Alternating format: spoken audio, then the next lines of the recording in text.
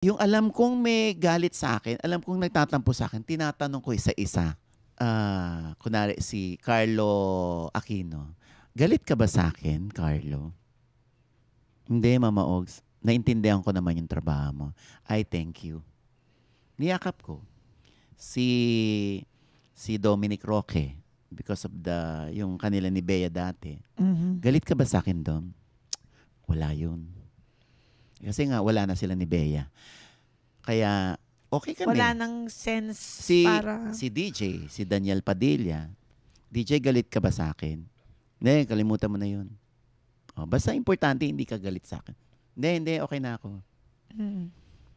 Yun. Ako, nakakahinga na ako ng maluwag doon. Bakit ko to ginagawa? Wala, sa sarili ko lang na gusto ko lang malaman, gusto ko marinig mula sa kanila, galit ka ba sa akin? Kasi kung galit ka sa akin, mag-explain ako sa'yo, hingi ako ng sorry sa'yo. Usap tayo.